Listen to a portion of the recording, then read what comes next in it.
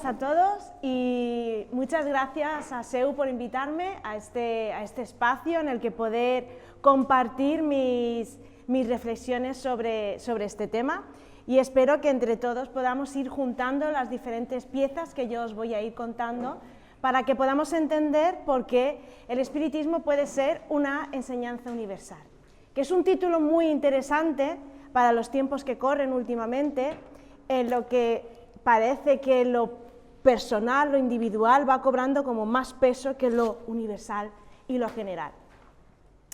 Pero antes de entrar en materia, creo que es importante, primero, entender qué significa universal en este contexto en el que nos movemos. Entonces, según el Diccionario de la Lengua Española, universal significa, dentro de las diferentes categorías que establece, como que algo que pertenece a, que se extiende a todo el mundo, a todos los países, en todos los tiempos.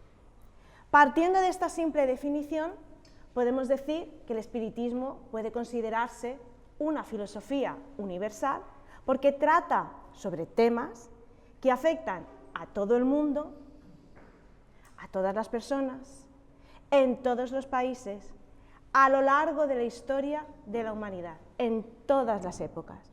Porque trata sobre temas como la muerte, la vida, Dios, la inmortalidad del alma, la comunicabilidad con el mundo espiritual, de dónde vamos, de dónde venimos y a dónde vamos, y qué ocurre después de la muerte material. Entonces, a grosso modo, así, a primeras, parece ser, o puede dar la sensación de que el espiritismo no dice nada nuevo, que ya está todo dicho, porque hay muchas filosofías, y en un primer análisis, en un primer vistazo, puede dar esa sensación de que no aportamos nada nuevo. Pero entonces, ¿qué aporta el espiritismo? Para mí el espiritismo lo que aporta, lo que a mí personalmente me aporta, es claridad. Claridad a entender determinados conceptos que a veces son muy, muy abstractos y que siempre van acompañados de alegorías, de simbolismos. Pero hay una dificultad, que para poder entender esta claridad se necesita un esfuerzo personal para ir con la mente abierta. ¿Esto qué quiere decir? Para que las personas que vayan a estudiar, leer o interesarse deben ir conociendo los prejuicios desde los que se parte. Porque todo el mundo, todos tenemos prejuicios. Es necesario para ir viviendo en esta vida, ir colocándonos cada uno en el sitio en el que pensamos que nos corresponde. Lo importante y lo interesante es saber qué prejuicios tenemos, desde dónde partimos, ponerles el nombre para poder superarlos. No puedo superar lo que no sé que no tengo. Con esta idea de abrir la mente y aceptarlo como lo que os voy a narrar en este momentito, con la mente abierta de a lo mejor sí. Hoy vamos a tratar, esta conferencia trata de a lo mejor sí. Bien. No podemos quitar un prejuicio o quitarnos un prejuicio de la noche a la mañana. Esto lleva su tiempo y su trabajo personal.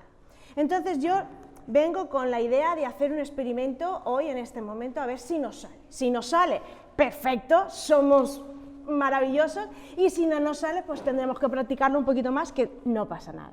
Entonces, con la idea de mantener esta mente abierta, vamos a hacer un ejercicio muy sencillo de respiración, que es el que quiera, esto es libre, el que quiera lo hace, y el que no, pues simplemente escucha y ve cómo los demás van disfrutando de este momento. Entonces, ¿qué es lo que vamos a hacer? Vamos a respirar todos juntos, vamos a hinchar bien los pulmones, ¿vale? Vamos a contar 4 segunditos que lo vamos a retener y luego vamos a expulsar. Cuando saquemos todo ese aire, lo que vamos a intentar mentalmente es que poner todos nuestros prejuicios, nuestros miedos, nuestra ansiedad, nuestras preocupaciones que llevamos arrastrando de meses, días, etcétera, la vamos a poner aparte, en una cajita a nuestro lado, para tener la mente abierta a nuevas opciones, nuevas explicaciones, a ver qué nos surge, si nos remueve algo, si nos sirve o no. ¿Os parece? ¿Sí? Os veo entusiasmadísimos, ¿eh? ¡Perfecto! Eso es, así es. Pues entonces, a la de 3, cogemos aire, 1, 2, 3, hinchamos, aguantamos, 1, 2, 3, 4, y expulsamos el aire. Eso es. Bien, ya se nota un ambiente diferente. Bien, vamos a hacerlo una vez más y ahora voy a añadir una dificultad, que es cuando expulsemos el aire, abrimos los ojos, el que los tenga cerrados, y sonreímos, porque la vida se lleva mejor con una sonrisa y esto entrará con más facilidad si estamos todos en este modo de alegría y felicidad, ¿vale? ¿Estamos preparados entonces? ¿Sí? ¿Todos dispuestos? Pues cogemos aire, hinchamos, aguantamos, 1, 2, 3, 4, y sonreímos. Y ahora sí que estamos preparados para lo que voy a contaros. Pues bien, mirad, ¿cómo vamos a dividir este momento que tenemos aquí?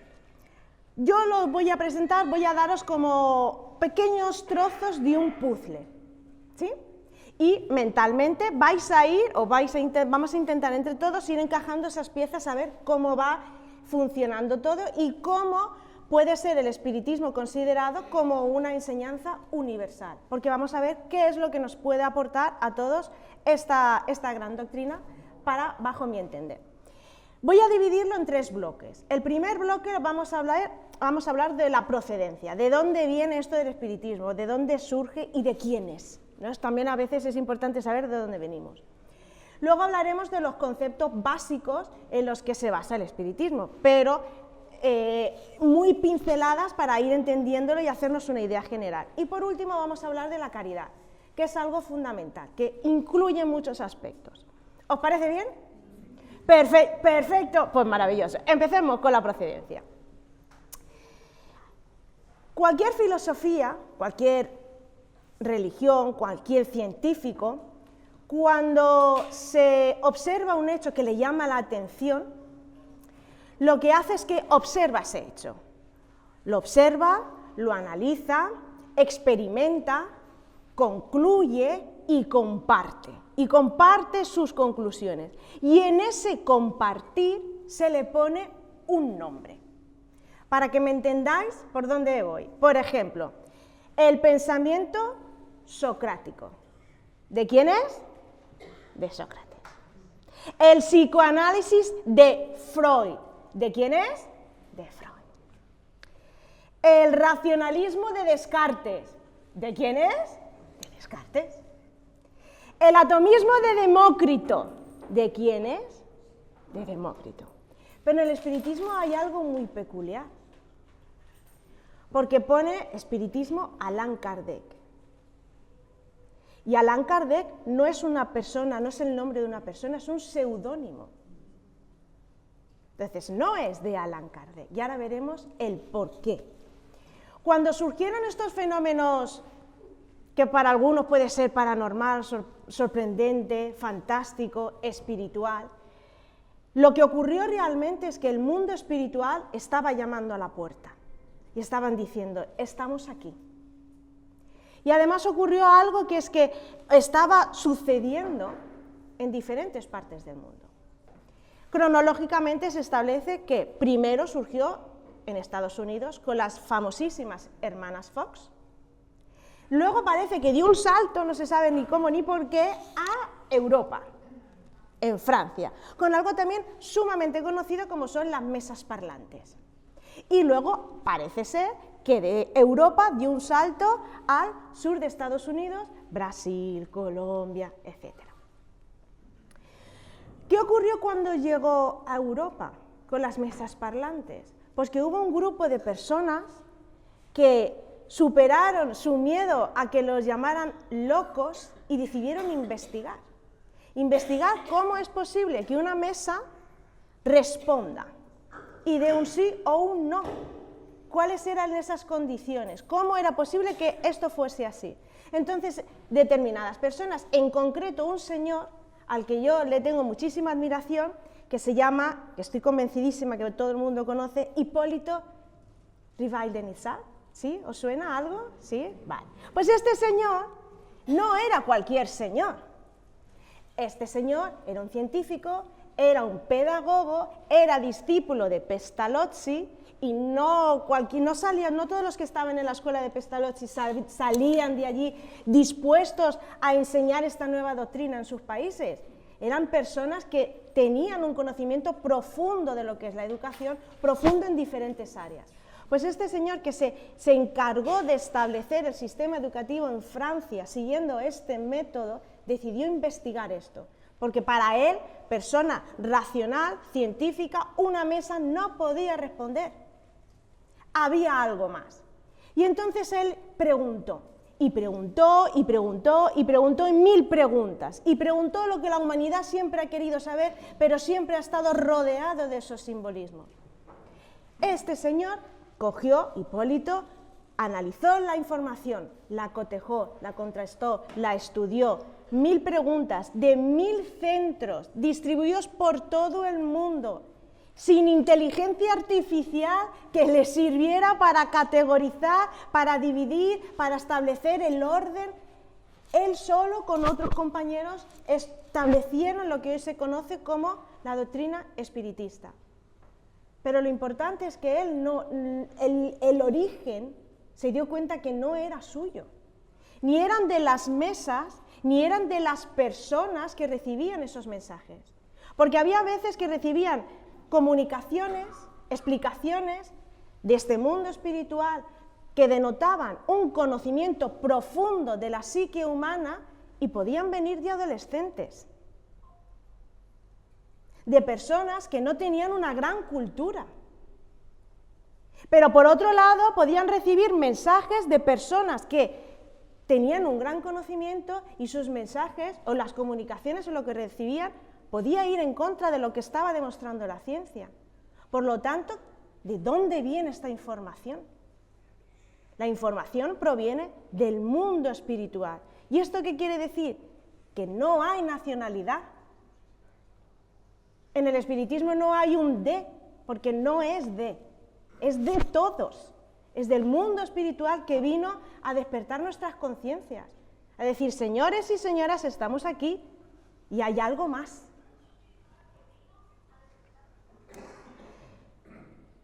¿Qué ocurre? Que en todo esto hay un problema de fondo. Se dan cuenta, se produce ese fenómeno, se dan cuenta que hay entidades, seres, pensantes, inteligentes, con un conocimiento diferente en diferentes ámbitos del ser. Y habían respuestas que podrían ser, o que en un primer momento podían ser contradictorias. Para salvar esta dificultad, Hipólito, que a partir de ahora llamaremos a Allan Kardec, porque cuando estableció esta doctrina podría haber puesto su nombre, porque fue el que lo codificó, pero viendo que lo importante era el contenido del libro y que no quería que la gente se acercara al espiritismo por quién era él, sino por lo que estaba transmitiendo, le puso un seudónimo, Allan Kardec. Entonces, a partir de ahora me referiré a él como Allan Kardec. Estableció una regla básica, la concordancia. Es decir, que en cualquier escrito que se recibiera, viniese de donde viniese, de la persona más erudita hasta la persona más ignorante, se analizaba el texto. Y cuando había coincidencia en el fondo, no en la forma, sino en el fondo, ahí es donde empezaba a verse esa verdad, esa realidad espiritual que queríamos encontrar. En las otras respuestas que se alejaban, se deducía los diferentes niveles de conocimiento que hay dentro del mundo espiritual y la precaución que tenemos que tener. Nos invita a pensar, a no tener que seguir lo que dice fulanito de tal o menganito de cual. Yo, como ser pensante, tengo el poder de decidir si esto es real o no es real, si es así o no, e investigar. Y no dar credibilidad absoluta a todo lo que venga del mundo espiritual. Porque lo que hay en el mundo espiritual son las almas de las personas que han vivido en este mundo, en este planeta. Y lo mismo que en este planeta tenemos personas que dicen que saben mucho, pero que luego cuando analizas dices, pues tampoco ha dicho tanto, el mundo espiritual es lo mismo, es una copia exacta. En nosotros cabe la responsabilidad de investigar, de analizar, de dar credibilidad o no. Solventado este problema, hay una cosa en que yo quiero destacar, y es que ni el mundo espiritual ni Allan Kardec querían ni crear una escuela filosófica nueva, ni pretendía crear una corriente religiosa nueva, ni destruir los templos de ningún tipo que ya estaban construidos, ni seguir ningún fanatismo ni misticismo, ni imponer criterios. Esa no era la idea original y no es a priori la idea del espiritismo. Siendo Allan Kardec una persona racional, él quería una filosofía racional, libre de fanatismos, libre de prejuicios sectarios, de sistemas rígidos que enclaustran y que no dan amplitud de miras. Entonces, no quería crear escuela. Su pretensión era educar el alma. Simple, nada más. Para ello, hay que ir con una mente abierta, dispuestos al easy, para ir analizándonos nosotros mismos y que poco a poco todos estos simbolismos, todos estos misticismos vayan desapareciendo, se vayan diluyendo y poder encontrar claridad. Porque a veces el exceso de información muchas veces nos lleva a esa confusión. Entonces, ¿al espiritismo cómo se llega?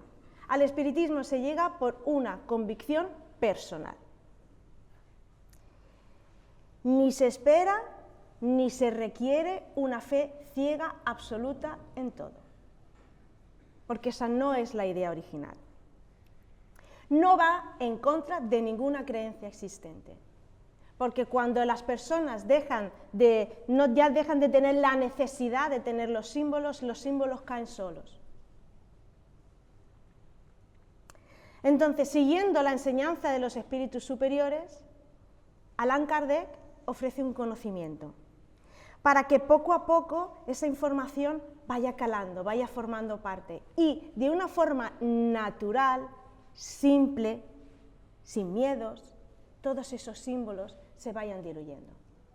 Y se va acogiendo y se va vislumbrando esa realidad que el alma ve. A veces hay cosas que no entendemos con la mente, pero sí que sentimos. Pues en ese sentir, ahí es donde vamos encontrando esa realidad, esa verdad que todo el mundo va buscando.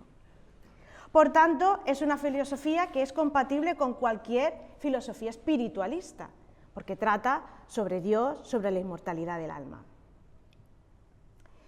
Además, no se buscan dentro del espiritismo ni glorias, ni aplausos, ni reconocimientos, ni enriquecimiento de ningún tipo. Allan Kardec dio su vida, su fortuna, todo por entregar este conocimiento a la humanidad. No esperaba hacerse rico de esto. Él ofreció ese conocimiento lo mismo que él lo recibió. Y él entendía que era un intermediario y que como intermediario su función era ayudar y trabajar fraternalmente con todo aquel que lo pidiese y que lo necesitase, sin pretensiones de ningún tipo. ¿Por qué esta forma de actuar? Aconsejado por el mundo espiritual elevado, para evitar la vanidad. Porque la vanidad es una emoción que en el mundo espiritual lleva a la persona a perderse porque se queda ciego ante su propia figura. Y si yo me quedo ciego ante mí misma, no veo lo que hay a mi alrededor. Por eso en el espiritismo no se puede buscar la vanidad, porque el conocimiento no es de Allan Kardec, sino del mundo espiritual. Y lo que me ha venido gratis, yo debo de entregar. Así que esto con referente a la nacionalidad. Hemos entendido que la procedencia no hay un no viene de un punto en concreto, sino de este mundo espiritual. Vamos a pasar a los conceptos básicos en los que se basa. Bien. Aunque a parecer no de un conocimiento nuevo, o sea, no habla de algo nuevo, sí que le da una nueva forma de entender lo que hasta ese momento se estaba tratando con la espiritualidad. ¿De qué vamos a hablar a continuación? De una forma bastante resumida, porque si no me podría tirar aquí hasta la noche y no se puede en cuestión de tiempo, vamos a hablar sobre Dios, sobre las penas y los goces futuros, sobre la reencarnación y la inmortalidad del alma, la comunicabilidad con el mundo espiritual, cómo es esto posible, la igualdad y la moral de Jesús. Parece que vamos a hablarlo mucho, pero como os he dicho antes, yo voy a ir dando diferentes piezas y vamos a ir juntando el puzzle. ¿Os parece bien? ¿Sí? Perfecto, pues empezamos. Para definir a Dios, yo voy a acogerme a cómo lo definió Amalia Domingo Soler. Una mujer luchadora, fiel seguidora del espiritismo, libre pensadora, que no tuvo miedo de decir lo que pensaba. Y para ella Dios, que me parece la mejor definición que he podido encontrar, es sublime, es inmaterial, que se le presiente, desde dentro se le presiente, que se le ven sus obras, que no está sujeto a las imperfecciones de la materia y que no es ejecutor ni de glorias ni de penas eternas. Por lo tanto, deducimos de esto que hay un único Dios. Desde el espiritismo se parte de que hay un único Dios. Pero resulta que el hombre, bajo su nivel de comprensión espiritual, ha ido amoldando a su capacidad de interpretación lo que para él consideraba Dios. Y muchas veces se han llegado a conclusiones que estaban muy alejados de lo que realmente implica la idea de Dios. Por tanto, dentro del espiritismo no hay un Dios ni vengativo, ni partidista, ni escruñidor de nuestros actos, ni se enfada porque lo hacemos mal, ni se alegra porque lo hacemos bien. Para el espiritismo, Dios es la inteligencia suprema y causa primera de todas las cosas, pero no de las injusticias y de los sufrimientos. Esa parte es nuestra. Y ahora veremos por qué. No ha creado ni seres privilegiados, que van destinados desde que son creados al cielo infinito y a la felicidad infinita. Y otros que tristemente los ha creado para hacer el mal de forma perenne. Desde el espiritismo no se crea así. Lo que hay son leyes universales, a los que todos los espíritus, todos, independientemente de posición social, de economía, de conocimientos, de ideal, de igual, todos estamos sujetos a cumplir esas leyes. Nuestra felicidad o infelicidad depende de el querer cumplirlas de forma natural o ir en contra de esas leyes. Y al ir en contra se sufren más, porque es como chocarse contra un muro. Además, estas leyes son justas, en el sentido de que no obliga a nadie ni a hacer el bien ni a hacer el mal. El espíritu tiene plena libertad de hacer y de actuar como considere, pero luego se pagan las consecuencias. Y podremos decir, pero es que así es muy difícil. Si yo, ¿cómo sé si lo estoy haciendo bien? ¿Cómo sé si lo estoy haciendo mal? ¿Es que hay algo? Pues hay una respuesta para esto, porque cuando en este principio de la creación del espíritu llevamos incorporado algo que se llama conciencia, como una brújula o un ordenador de a bordo interno que el aspecto básico nos dice si vamos bien encaminados o vamos mal. Pero nos podemos preguntar, bueno, yo tengo una conciencia muy sana o elevada con un conocimiento y yo sé distinguir lo que está bien de lo que está mal, pero hay otros que en este mundo las conciencias parece que bailan un poco al compás del interés de uno o de otro. Pues aunque parezca que no, aunque como dice la canción, aunque parezca mentira, la conciencia está. Aunque muchos hagan un esfuerzo enorme por acallarla. Y esto nos pasa a nosotros cuando hemos sido adolescentes y hemos hecho lo que mi madre me ha dicho que no haga, pero que yo quiero hacer porque yo lo quiero probar. Y en el mismo momento que lo voy a hacer, hay algo que me dice, pero esto no, pero digo, no, porque esto yo soy adolescente y yo tengo que probarlo. ¿Y qué hacemos? Acallamos esa conciencia. Luego lo hacemos, lo pasamos mal, pagamos la consecuencia, se lo decimos a nuestra respectiva madre o padre y ahí es donde está nuestro sufrimiento, porque nos hemos saltado nuestra propia conciencia. ¿Qué ocurre? Que hay otros que hacen un esfuerzo aún más grande para callarla y que prefieren escuchar a sus egos y satisfacer sus intereses físicos, personales, pero el problema está que esa conciencia sigue dormida y se va despertando. Y cuando la conciencia despierta, el dolor y el sufrimiento es duradero. El verse a sí mismo que ha hecho daño a otros seres es aterrador. Y entonces, ¿cómo es posible que en este mundo o en el universo haya tanta distancia, tanta diferencia entre buenos y malos? Primero, que estas diferencias las marcamos nosotros para poder entender, pero no hay barreras, no hay fronteras, lo que hay es evolución. Y lo que hay son imperfecciones o perfecciones, cualidades. En función de la cantidad o del peso que tengamos, ahí es donde radica más el bien o radica el mal. Pero hay una buena noticia. Y es que todos vamos hacia un punto que es el bien. Partimos de aquí y seguimos evolucionando. Tardaremos más, tardaremos menos, pero el espíritu siempre aprende. Por tanto, ¿qué quiero decir con esto? Que no hay un cielo o que no hay un infierno determinado, lo que hay es evolución. Como se dice, en la casa del Padre hay muchas moradas. Hay muchos planetas, el universo es infinito, no nos podemos hacer una idea de lo grande y de lo inmenso y maravilloso que es. Porque aún tenemos una mente muy limitada a lo que podemos tocar al aquí, a la ahora. Pero el universo es inmenso.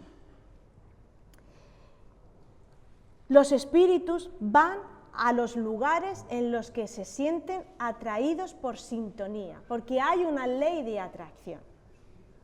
Entonces podemos decir, pero vamos a ver si yo soy buena persona, porque yo lo soy. Yo me siento buena persona, porque estoy aquí. Yo debería estar en un mundo elevadísimo, con aspiraciones grandísimas. Bueno, hay matices.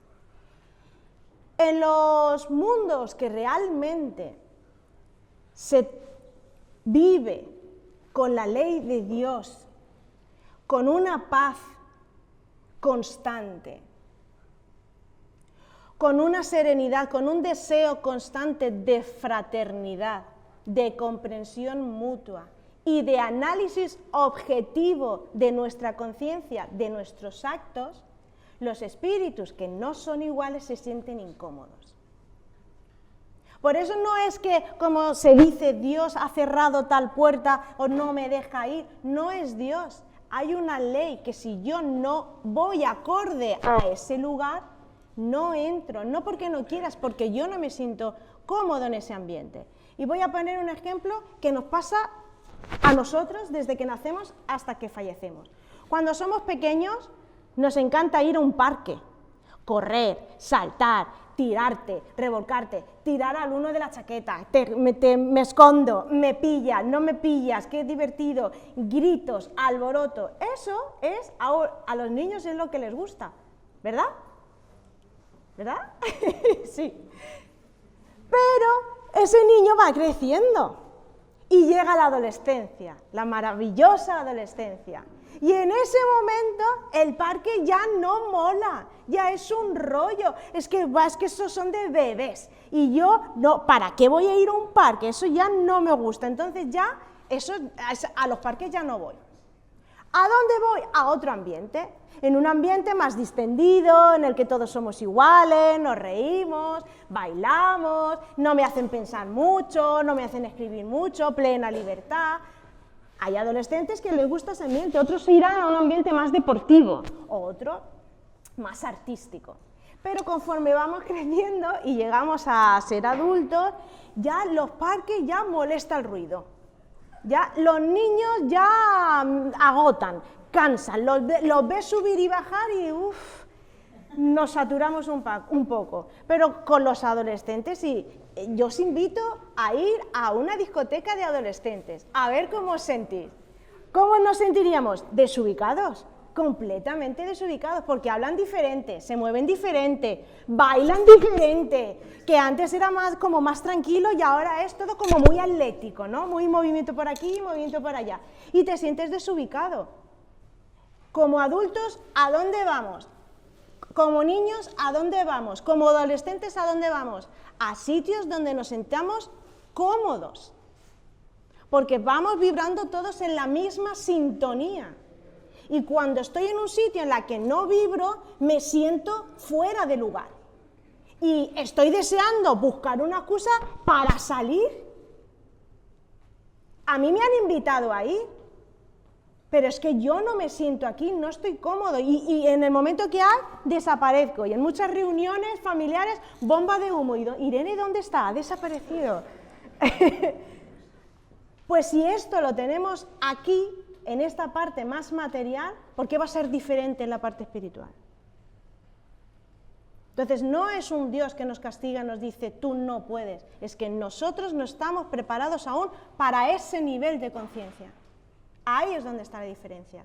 Por eso la diferencia no está en conocimientos, la diferencia radica en el número de imperfecciones y en el número de cualidades y el peso que tenga cada uno. Iremos a mundo según lo que cada uno transmite. Por tanto, las penas, el sufrimiento, no es eterno, es temporal, porque el espíritu evoluciona. Me remito a los hechos actualmente.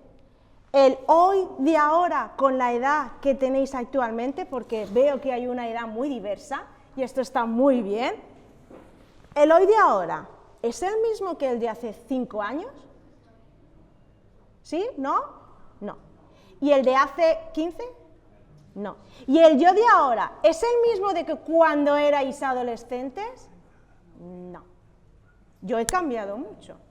He pasado de ser muy rebelde a menos. Entonces, vamos evolucionando.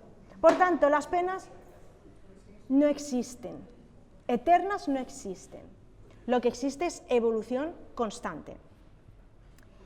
¿Qué ocurre? Que cuando tenemos esta vida, a veces que una vida solo, a mí me parece poco para llegar a la perfección. Yo aún tengo muchas imperfecciones, tengo mis cualidades, pero aún hay otras que me pesan un poquito.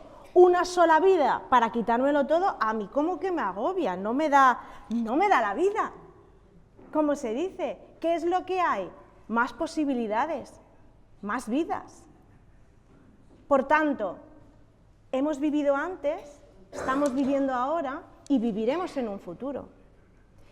Hoy vivimos las consecuencias de malas decisiones que tomamos tanto en vidas anteriores como en esta actual, para aprender, porque la vida es un aprendizaje.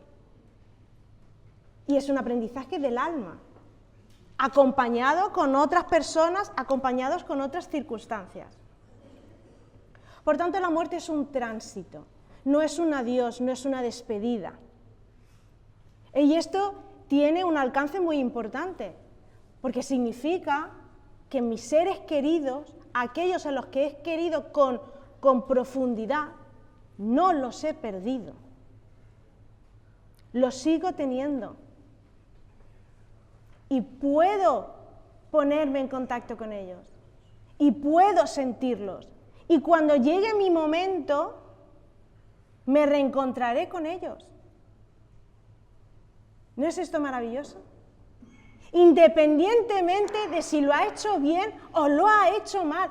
¿Cuántas personas hacen cosas equivocadas por estar confundidas, por no haber tenido una dirección, por haberse sentido inferiores a otros? Y ellos no tienen derecho a que se les vea y a que se les sienta. ¿Y van a estar siempre sufriendo? No me parece justo. Lo que hay es un aprendizaje. Si yo a mi hijo, cuando se equivoca, no dejo de quererlo, ¿por qué va a dejarlo de hacer Dios? ¿Por qué me va a impedir que yo evolucione y que yo esté en contacto con los seres que quiero? Ahí es donde está esa justicia. Por tanto, las penas no son eternas y tenemos vidas, que dentro del espiritismo se llaman reencarnaciones. Y voy viviendo y voy aprendiendo. ¿Cómo sabemos todo esto? Pues porque hablamos con los espíritus. Y hablamos con todos, con los buenos, con los malos, con los superiores. ¿Qué nos dicen estos espíritus? Nuestros familiares, quien nos quiere que despertemos la conciencia. Que trabajemos todos los días para que cuando llegue el momento, que nunca se sabe cuándo llega el momento de partir, no sabemos cuándo venimos, pero no sabemos tampoco cuándo partimos. Nadie nace, al menos pocas personas conozco yo, que nacieran el día que le dijo el médico. O se adelantó o se retrasó, pero el día exacto, pocas personas. Con la muerte pasa lo mismo, pero la muerte es una transición. Nos dicen que vayamos con la conciencia tranquila, limpia, sin miedos. Que amemos a todos aquellos que están a nuestro alrededor. Y que nos vayamos al mundo espiritual con menos enemigos. Que hagamos un esfuerzo no de quitarnos los que tenemos, que ya lo iremos haciendo poco a poco, sino que no sumemos más enemigos.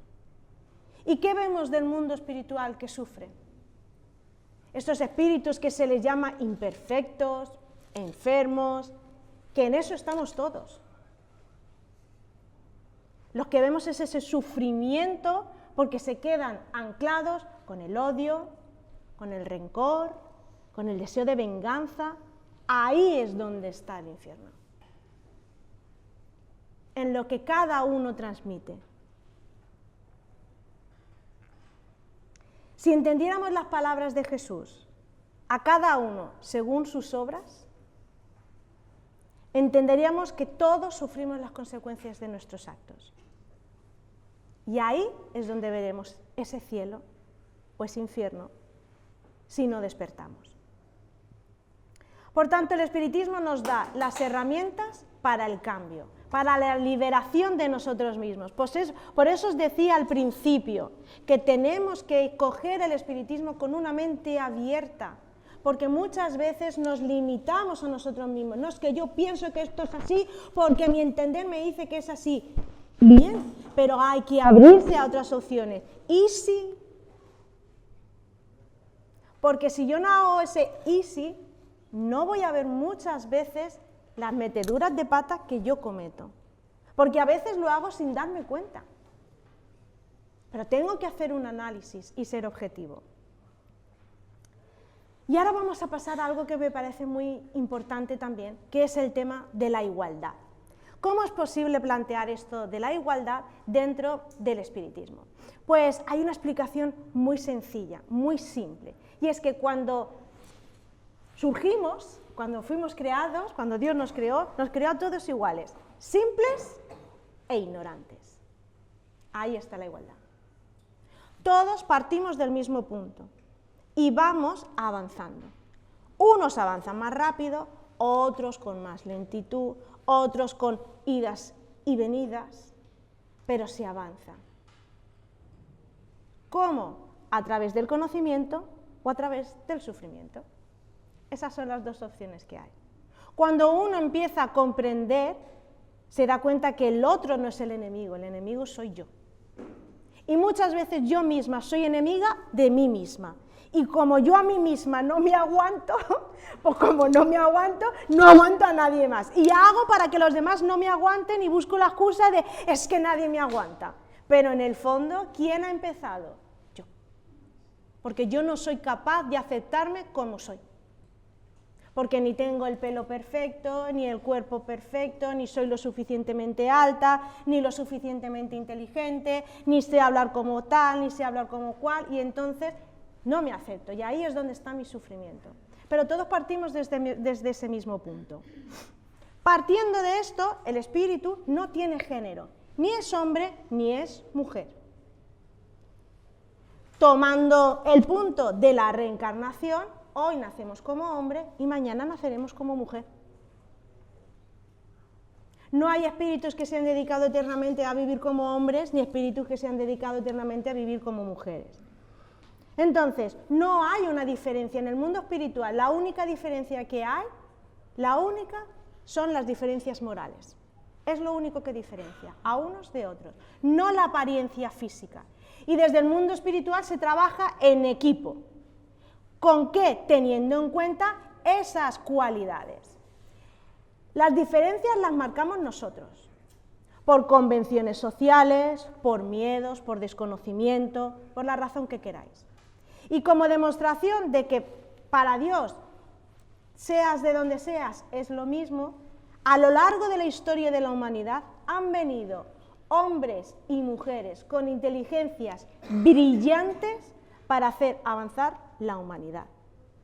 Quienes han acallado, quienes han hecho, no ha sido ni Dios ni los espíritus, hemos sido nosotros, por nuestro muchas veces complejo de inferioridad, por no querer aceptar que otro posiblemente sepa más que yo. Y ahí es donde está la riqueza.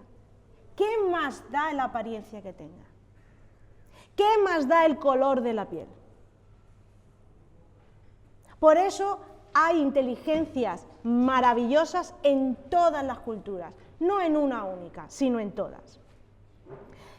Cuando llegamos al mundo espiritual poco importa, ni los títulos, ni el dinero, ni el conocimiento, ni lo que importa es nuestra transformación, nuestro caminar, nuestro progreso constante. Y en esto voy a coger las palabras del fantástico poeta Antonio Machado, porque se cumplen perfectamente en el devenir del espíritu. Caminante, no hay camino, se hace camino al andar.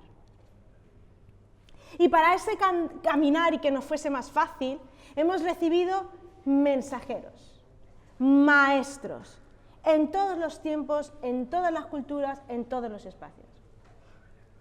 Para nosotros el referente es el Maestro Jesús, porque nos enseñó y nos demostró cómo poner en práctica el código de Dios, el código moral de Dios. Y es interesante descubrir que Jesús nunca se igualó a Dios. Él sabía perfectamente la posición en la que se encontraba. Fuimos nosotros que lo confundimos con un Dios y que le pusimos altares que Él nunca pidió. Él ayudó indistintamente hombres, mujeres, niños, ancianos, enfermos, sanos, ricos, pobres, extranjeros. Él no preguntaba procedencia, porque él lo que veía es el alma, porque a él le interesaba el alma. Si él era capaz de ver el alma, nosotros, ¿por qué no lo hacemos? ¿Qué más da de dónde vengan? Lo importante es saber si esa persona está sufriendo, yo puedo ayudarle, perfecto, ahí es donde está. Ahí es donde empiezan a resurgir estas cualidades que tenemos adormecidas.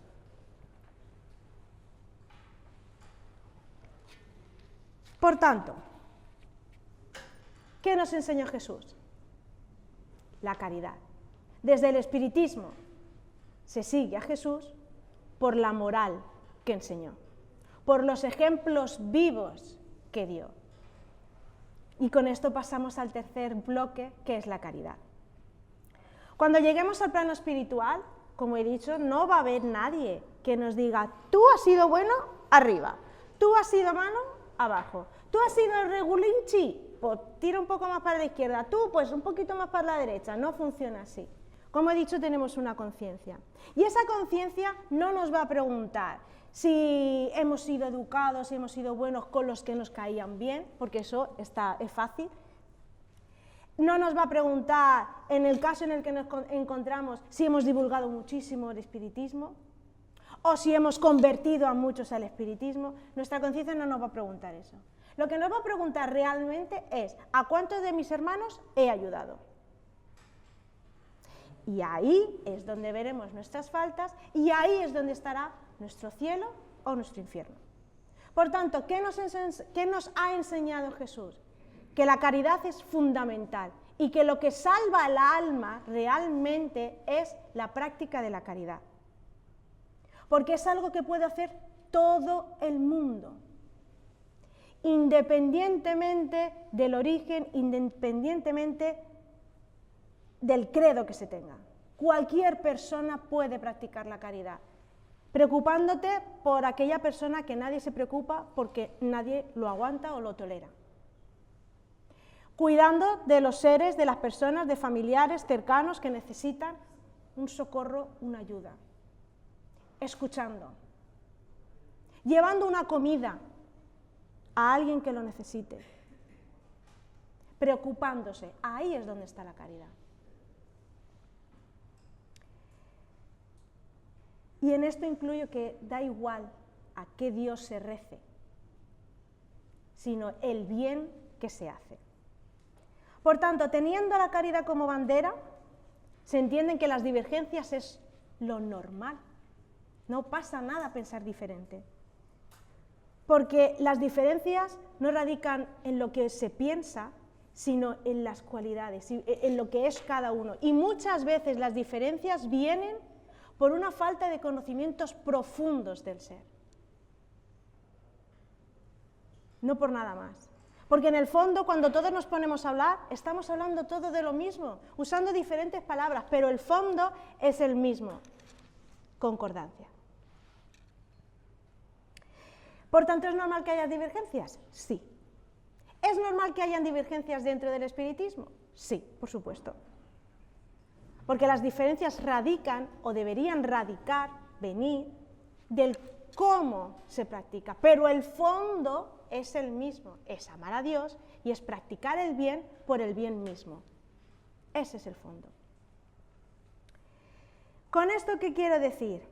Que Dios no creó clones, porque si todos pensáramos igual seríamos robots planificados, organizados y estructurados.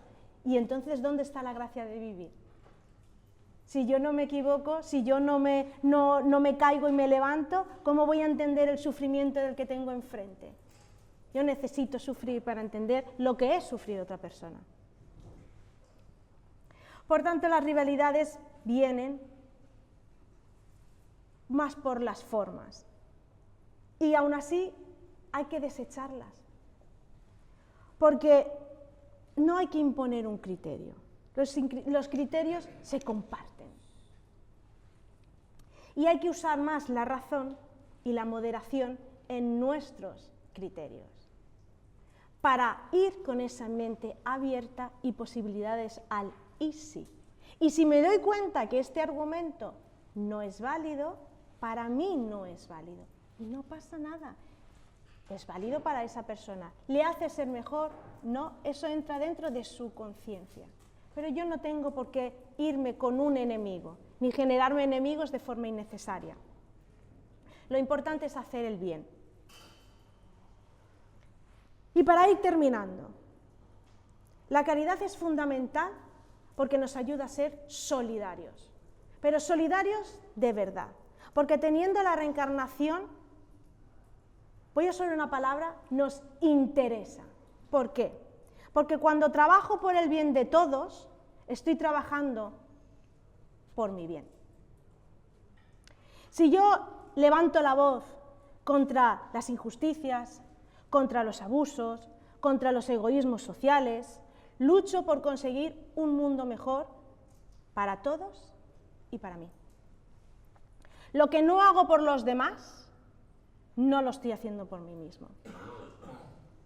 Porque teniendo presente la reencarnación, hoy estamos viviendo en España.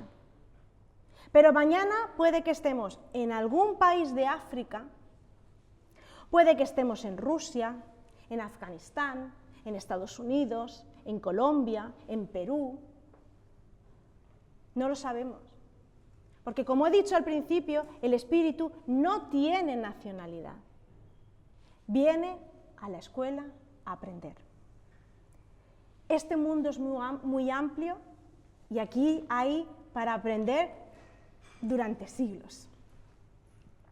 Entonces, quiero marcharme con un mensaje, y es que aprendamos a vernos y a sentirnos y a respetarnos como hermanos que somos, porque venimos todos de la misma fuente. Cuidemos de la infancia y de la juventud, creando espacios de diálogo. Cuidemos de nuestros mayores y de quienes cuidan de nuestros mayores. No participemos de las injusticias si está en nuestra mano poder elegir. No miremos a otro lado cuando veamos sufrir a alguien, porque lo que estamos haciendo es negándonos la ayuda a nosotros mismos. Cumplamos la ley de amor y de caridad, y las puertas para la felicidad siempre, siempre estarán abiertas para todos. Muchísimas gracias.